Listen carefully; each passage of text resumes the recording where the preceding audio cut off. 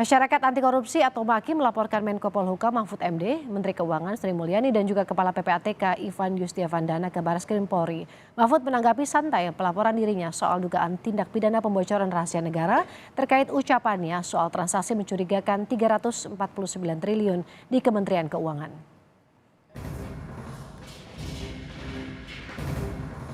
Selasa siang, masyarakat anti korupsi atau MAKI melaporkan Mahfud MD, Sri Mulyani dan Kepala PPATK Ivan Yustiavandana soal dugaan tindak pidana pembocoran rahasia negara, yakni transaksi mencurigakan senilai 349 triliun rupiah di Kementerian Keuangan. Koordinator MAKI Boyamin Saiman menyebut alasan MAKI melaporkan ketiga pejabat itu berdasarkan perdebatan yang terjadi saat rapat Komisi 3 DPR dengan PPATK pekan lalu. Namun, Boyamin berharap laporannya ditolak polisi. Boyamin bilang ini adalah logika terbaliknya membela Menko Polhukam, Menteri Keuangan, dan Kepala PPATK. Daripada ini perdebatan terus gitu antara pemerintah dan DPR, udahlah saya ngalah, lapor ke polisi gitu loh. Jadi sederhananya begitu. Tapi sebenarnya saya lapor ini nanti ke SPKT bikin LP dan mudah-mudahan ditolak malah. Jadi karena apa? Kalau ditolak berarti kan bukan pidana. Mana ada orang lapor malah berharap ditolak.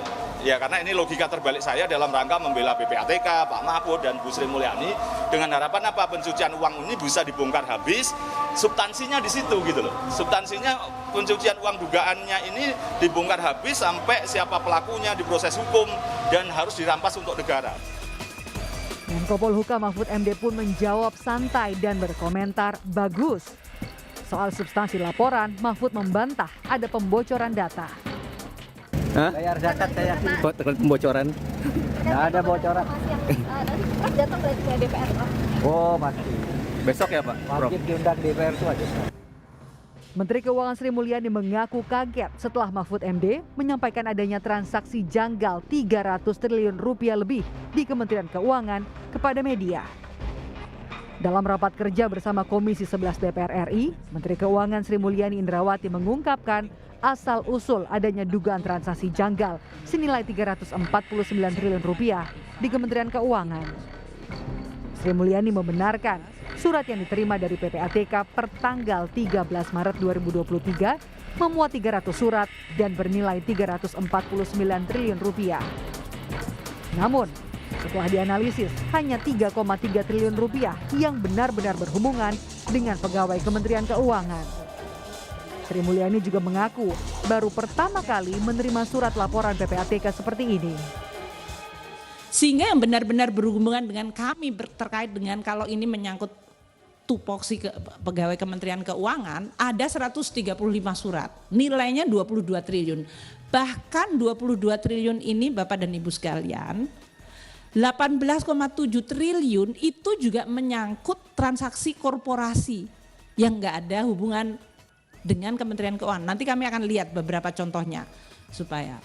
Jadi yang benar-benar nanti berhubungan dengan pegawai Kementerian Keuangan itu 3,3 triliun. Ini 2009 hingga 2023, 15 tahun seluruh transaksi debit kredit dari seluruh pegawai yang di-inquiry tadi, termasuk penghasilan resmi, transaksi dengan keluarga, jual beli aset, jual beli rumah, itu 3,3 triliun. Dari 2009 hingga 2023. Gaduh transaksi janggal 349 triliun rupiah di Kementerian Keuangan makin riuh setelah ada pernyataan anggota Komisi 3 DPR Arteria Dahlan yang menyinggung soal Undang-Undang Nomor 8 tentang tindak pidana pencucian uang dengan ancaman pidana 4 tahun penjara. Pasal 11 Pak, pejabat atau pegawai PPATK, penyidik atau penuntut umum, hakim dan setiap orang itu termasuk juga menteri, termasuk juga Menko Pak, ya, yang memperoleh dokumen atau keterangan dalam rangka pelaksanaan tugasnya menurut undang-undang ini wajib merahasiakan dokumen atau keterangan tersebut. Sanksinya Pak, sanksinya setiap orang itu dipidana dengan pidana penjara paling lama 4 tahun. Rabu siang, giliran Menko Polhukam Mahfud MD buka-bukaan di depan Komisi 3 DPR soal transaksi janggal 349 triliun rupiah di Kementerian Keuangan. Tim Liputan, Kompas TV.